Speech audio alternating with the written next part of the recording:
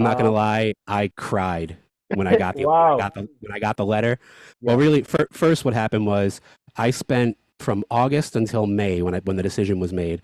I spent all of that time just telling myself they're not taking that many people. The economy is down. Yeah. They may just cancel it altogether. You're not getting in. Don't worry about it. Just focus on the data course. Focus on getting your CDL. Just don't worry about the class. And then one day I was taking a nap, and this was May 22nd. I was taking a nap, and at around 5 p.m., I open my eyes, my computer's open next to my bed, and I see Amazon Technical Academy, action required by June 2nd. And I'm like, or action required. And like, I shot him like, action required? What do you Wow. mean action required? And I jumped up, ran to my computer, and saw that I got the acceptance letter. And I cried. I Wow. Congratulations. 30 That's minutes. that's I got to work 30 minutes late because yeah. I just couldn't I I couldn't stop crying. Yeah. Yeah. So tell me about it. How did you get in? What was this process? Especially sharing experience for someone who want to do it for next year or coming years. So so as much as I was good with Excel, I had very little actual coding experience. Mhm. And so I wanted to, even before the acceptance, I wanted to be as good as possible with actual programming. So I got on YouTube and I found a couple good channels. One of them's called Bro Code, and he's got a 12-hour Java course on his website. Not on his website, on YouTube. Wow. So it's a 12-hour video where it goes through from the very beginning. It even shows you how to download Java to your computer so that you could actually run programs. Wow. And I learned all my basics from that. Uh, Amazon does provide a course, like a prerequisite course, but I didn't find it very helpful. I think a lot of people in the program now said that they learned Java through that course, but personally, I didn't like it very much, so I used YouTube, like just a combination of YouTube and Leet Code to learn Java on my own without using the course at all. Wow. So this But is I know a lot of people did use the course, so it seems fine. Yeah, you see that yeah, Java course there.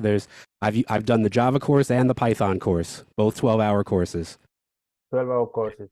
Yeah, So I did both of them. these are great course. This is good. Yeah, it's excellent. I can't recommend it enough. He goes through he does it in a fun way. Like you could see from his little avatar that he tries to keep it funny, keep it light, but at the same time you're learning the skills. You're learning the basics. He has And but 1 million subscribers doing courses. This is awesome. And yeah, 60. and just I mean he's giving you a whole computer science course here. I'm doing I'm doing one of his more advanced courses now, the data structures and algorithms. It's you have to already have finished one of his other courses to start to understand it. But that one got me from being able to solve easy leak code problems to now being able to solve mediums and hards. I needed that data structures course. It was called data structures and algorithms. Like you probably have to just search for it because it's a little more advanced than the beginner classes.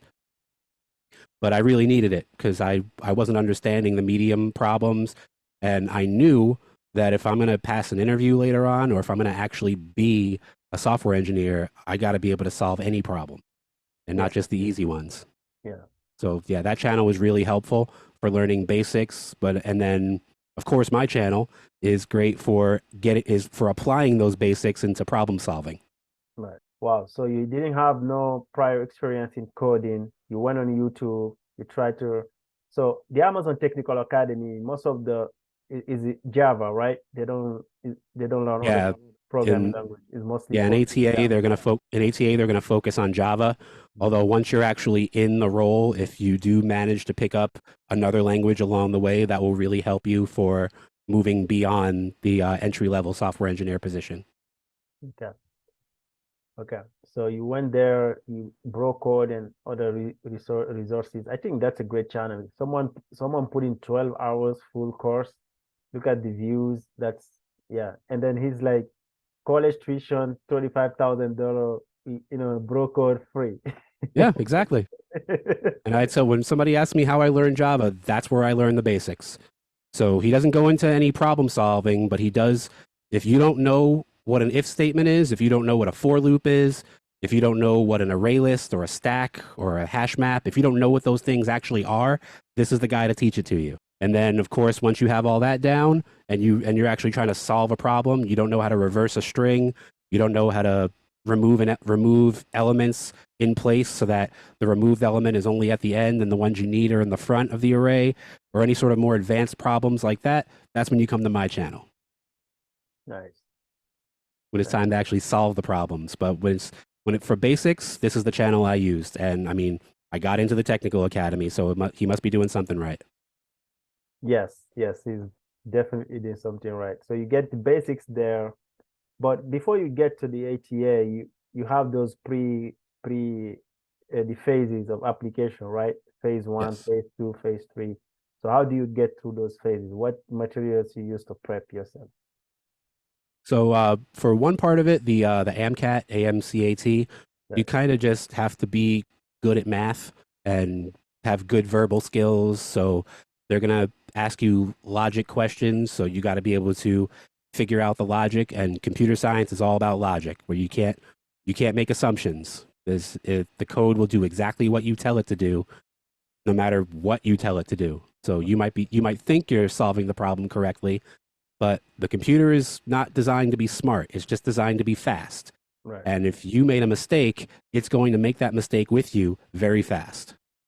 So you still so that test was sort of an assessment to see how well you can handle logic, how well you can follow, these difficult instructions, because it applies to computer science. Hmm. And then, of course, there was the behavioral portion, which I said earlier. The best way to prepare for that is to know your leadership principles and actually apply them to your everyday work life.